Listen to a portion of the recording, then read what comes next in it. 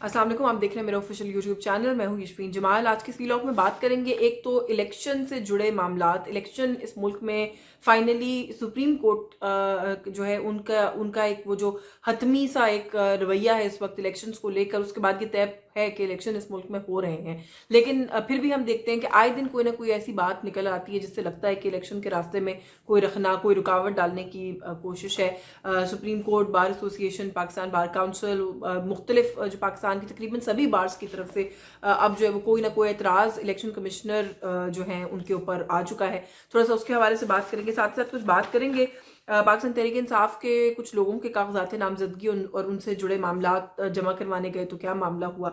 और बिल्कुल आखिर ब्रीफ सी बात करेंगे, एक खबर जो है वो उड़ी है जज बशीर की गाड़ी पर फायरिंग की, बेबुनियाद खबर है, कुछ उस पर भी बात कर लेंगे वीलॉग के अंदर। अच्छा, जो मैं कह रही हूँ कि सुप्रीम कोर्ट की वजह से अब ये बात हतमी है कि इलेक्शन होंगे। हमने ये देखा कि कभी मौसम को, कभी सिक्योरिटी सूरत हाल को, कभी आरओज डीआरओज की तैनाती को, कभी लेवल प्लेइंग फील्ड ना होने को, कभी हल्का बंदियों को, ये सब वो चीज़ें हैं जिनको कहीं ना कहीं हमने देखा कि वजह बनाने की कोशिश की जाती रही है अभी तक, जिससे ये कहीं ना कहीं खदशात उठते रहे कि अभी ये मसला है शायद इलेक्शन ना हो, अभी वो मसला है शायद इलेक्शन ना हो। लेकिन फिर हमने देखा कि सुप्रीम कोर्ट ऑफ पाकिस्तान ने स्टेप इन किया। उन्होंने कहा जी पत्थर पर लकीर है, 8 फरवरी को इस मुल्क में हर सूरत मतलब there is no way out, election होना है।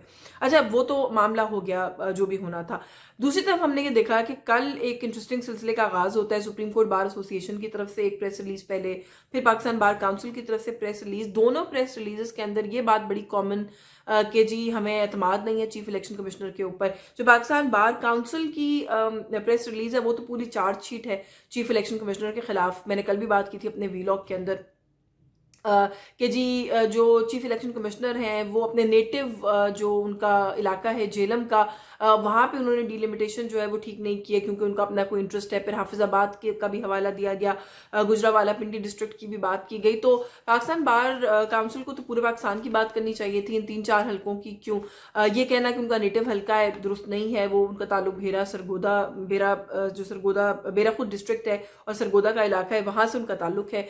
सो कहाँ से झेलम आ गया कि वो उनका ताल्लुक है, आई डोंट नो। लेकिन इन प्रेस रिलीजेस को लेकर बड़ी इंटरेस्टिंग और बातें जो है वो सामने आती रहीं, जहां पर ये मुतालबा हुआ कि चीफ इलेक्शन कमिश्नर को घर ही चले जाना चाहिए। वहीं पर हमने देखा कि हामिद खान साहब कहते हैं जी कि ये किसी के कहने पर, किसी के इशारे पर ये प्रेस रिलीज जो है वो की गई है। एतजाज एहसन साहब ने कहा जी कि अगर आप इसकी इन्वेस्टिगेशन करें तो इसका खुरा जाकर आजम नजीर तारड़ और नवाज शरीफ के साथ मिलेगा।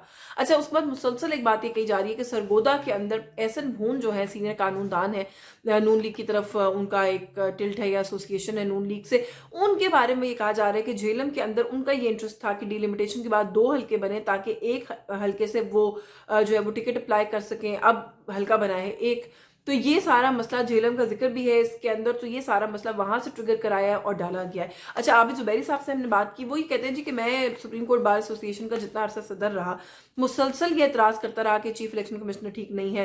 मैंने पाकिस्तान बार काउंसिल को भी 1-2 दफा अप्रोच करने की कोशिश की, लेकिन कभी भी कोई इस तरह की सपोर्ट मुझे नहीं हासिल हुई कि हम कोई इसी तरह की जॉइंट प्रेस रिलीज या अपनी अपनी प्रेस रिलीज करके इस मसले को डॉक्यूमेंट करते या ऑन रिकॉर्ड लेकर आते, बल्कि ये इल्जाम ही लगाया जाता रहा कि शायद हम किसी एक सियासी जमात की नुमाइंदगी कर रहे हैं। उन्होंने कहा कि मैं अभी भी पाकिस्तान बार काउंसिल का मेंबर हूं, लेकिन मुझे नहीं पता, मेरे से कोई मुशावरत नहीं की गई जब ये प्रेस रिलीज आई है।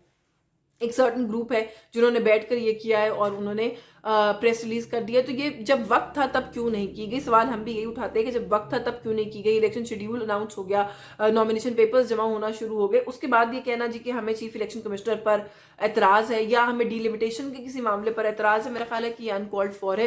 पाकिस्तान भर की सभी बार एसोसिएशन की तरफ से हल्का बंदियों के ऊपर भी एतराजात हमने देखा है कि सामने आए हैं। सुप्रीम कोर्ट की तरफ से अलबत्ता ये कहा गया है कि ये अब वक्त नहीं है, हल्का बंदियों पर एतराज़ात को सुनने का हम नहीं सुनेंगे और इलेक्शन के बाद हो सकता है इस मामले को देख ले या फिर अगले इलेक्शन के रिकॉर्ड से पहले डिलिमिटेशंस के मामला जो हैं उनको देख लिया जाएगा, प्रोवाइडेड के जो सेंसस है वो अपडेट होता है या नया होता है। तो एक सवाल ये भी अब जहन में आता है कि अगर इलेक्शंस के बाद सुप्रीम कोर्ट इस मसले को टेकअप कर ही लेती है तो एक अंदाजे के मुताबिक तकरीबन 100 के करीब एतराज़ात हैं हल्का बंदियों के ऊपर जो कि आए हैं। अब इन 100 में से अगर 10-15 एतराज़ात भी वैलिड करार दे दिए जाते हैं इलेक्शन के बाद, तो क्या है कि फिर एक और फ्यूटाइल एक्सरसाइज नहीं है कि फिर वो चैलेंज होंगे, फिर वहां पे इलेक्शंस होंगे या कोई हल्के कम होंगे तो कोई शख्स अपनी सीट से चला जाएगा या कोई हल्के में इजाफा होगा। तो I mean I don't understand कि जो उसके बाद एक कंफ्यूजन होगी फिर उसका जो है वो क्या मामला होगा। तो ये कुछ गैर ज़रूरी सी बातें, कुछ ऐसा लगता है कि कोई गैर ज़रूरी कोई आपकी कह लीजिए कि रखना डालने की ही कोशिश है, जो कि सारे मामले से जो है वो हमें समझ में आती है, क्योंकि जैसे मैंने कहा कि अभी वक्त जो है वो नहीं है इन चीज़ों का। अच्छा, इसके ऊपर भी आबिद जुबैरी साहब का एक ओपिनियन था। उन्होंने कहा जी कि ये कहना, ये समझना कि डिलिमिटेशन का इतराज़ सुन लिया जाएगा या सुनने पर इलेक्शन डिले हो सकता है, हर चीज़ से इलेक्शन डिले नहीं होता। ये एक एक दिन की समातें होती हैं। ये अगर कोई चाहे तो ये बड़ा 2-4-10 दिन का काम है और ये ड्यूरिंग इसी ड्यू प्रोसेस के अंदर हो जाएगा। अच्छा, जहाँ पर हम डिलिमिटेशन पर इतराज़ की बात करें, वहाँ पर एक नया इतराज़ भी आया है खालिद मकबूल सिद्दीकी और कामरान मुर्तज़ा यानी जमीयत उलमा इस्लाम और MQM की तरफ से ये मामला कोर्ट में ले जाया गया, पिटिशन की गई है और कहा गया है जी कि नॉमिनेशन पेपर्स जो हैं उनको जमा कराने का अमल जो है उसके अंदर इजाफा किया जाए दिनों के अंदर। और क्योंकि अगर उसमें इजाफा होता है तो फिर स्क्रूटनी के भी आगे 7 दिन चाहिए होते हैं, तो स्क्रूटनी के 7 दिनों को इलेक्शन कमीशन 4 दिन कर दे ताकि 8 फरवरी की तारीख पे फर्क ना पड़े, यानी कि स्क्रूटनी के दिन कम कर दें। लेकिन हमें अभी मजीद वक्त दरकार है अपने आप को और पार्टी को रीऑर्गेनाइज करने के लिए। अब ये भी एक इशू है। तो किसी को डिलिमिटेशन पर एतराज है, किसी को नॉमिनेशन पेपर्स की जमा करने के दिनों पर एतराज है, किसी को तो खुद चीफ इलेक्शन कमिश्नर पर ही एतराज है, किसी को आरओस पर एतराज है, किसी को DROs पर एतराज है। मैंने कल भी कहा था कामरान खान साहब को स्टॉक एक्सचेंज की वजह से पूरे इलेक्शन पर ही एतराज है। तो इस मुल्क के अंदर इलेक्शन के अंदर हर तरफ से बस एतराज ही एतराज है। इलेक्शन आई डोंट नो कि किस तरीके से होंगे, जब होंगे तो इस तरह की शिकायत जहां पे हर कोई कह रहा है कि लेवल प्लेइंग फील्ड नहीं है। अच्छा, लेवल प्लेइंग फील्ड ना होने के जवाब में भी इलेक्शन कमीशन की तरफ से जवाबी प्रेस रिलीज की गई। कहा गया जी कि हम DROs को इंस्ट्रक्शंस दे रहे हैं कि सबको एक तरह ट्रीट किया जाए, हम इंश्योर करेंगे कि लेवल प्लेइंग फील्ड हो। फिर लेवल प्लेइंग फील्ड इस तरीके से इंश्योर हुई कि उमैर नियाजी के वालिद जो हैं वो मियाँ वाली में गए नॉमिनेशन पेपर्स जमा कराने के लिए, तो वहाँ पर एक पुलिस वाले ने DPO ने आई थिंक प्रॉब्ली वहाँ के जो है वो उनके कागजात छीने फाड़े और वापस लौटा दिए फाड़ कर। जब RO से जाकर बात की गई तो RO साहब ने कहा जी कि ये तो मेरा मसला नहीं है, मैं कुछ नहीं कर सकता इस सिलसिले में। अच्छा, फिर यही वाला मसला जो है वो शाह महमूद कुरैशी साहब के बारे में गौहर खान साहब ने बताया कि उनका सेक्रेटरी नॉमिनेशन पेपर्स जमा कराने के लिए पहुंचा तो फाइल उससे कोई छीन कर भाग गया फाइल उसके हाथ में नहीं रह सकी। अच्छा, फिर हसन न्याजी उनकी वालदा की तरफ से पिटिशन किया गया कि मेरा बेटा डिस्क्वालीफाइड नहीं है, देयर इज नथिंग जो उसको बाउंड करता हो या बाहर करता हो कि वो इलेक्शन ना लड़ सके।